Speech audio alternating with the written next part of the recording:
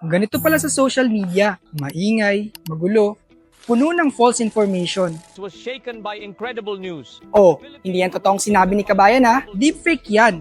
Pamininipula gamit ang artificial intelligence. Ginagawa rin yan sa mga larawan. Magandang araw sa inyong lahat. Sa isang pindot, may balitang kumakalat. Sa isang share, may opinyong bumabaha.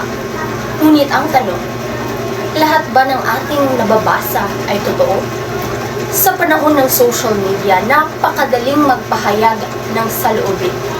Pero sabay nito, lumaganap din ng fake news, disinformation, at selective truth. At sa gitna ng lahat ng ito, unti-unting nagbabago ang paraan ng ating komunikasyon at pananaw sa katotohanan. Ang komunikasyon ay pundasyon ng lipunan. Ito ang nag-uugnay sa tao at kultura. Ngunit kapag ang komunikasyon ay puno ng kasinungalingan, nasisira ang tiwala. Maraming Pilipino ngayon ang nalilito kung anong totoo dahil sa mabilis na pagkalat ng maling impormasyon sa Facebook, TikTok at YouTube. Isang edited video o clickbait post lang at agad itong nagiging fact sa mata ng iba. Ang epekto, nag-aaway ang mga tao sa komento. Nagiging batayan ng hatol ang maling impormasyon. Nabubuo ang mga maling pananaw tungkol sa kasaysayan, gobyerno at maging sa kapwa. Ito ay isang isyong panlipunan na direktang nakakaapekto sa komunikasyon at kultura ng tiwala at respeto. Ang kulturang Pilipino na dati ay puno ng pakikinig at pag-unawa, ngayon ay napalitan ng kulturang react agad. Pero hindi pa huli ang lahat. May magagawa tayo bilang mamamayan at bilang mga estudyante. Magsimula sa critical thinking.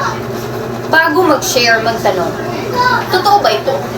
Alamin ang pinanggalingan ng impormasyon, basahin muna bago mag-react. At higit sa lahat, maging responsable sa paggamit ng wika online. Dahil ang bawat salitang ating ibinabahagi ay maaaring magpagaling o makasira ng tiwala ng iba. Kung magagamit natin ang social media bilang plataporma ng katotohanan at kabutihan, maaari nating maibalik ang tiwala sa komunikasyon at mapanatili ang ating kulturang marunong unawa, hindi lang magsalita.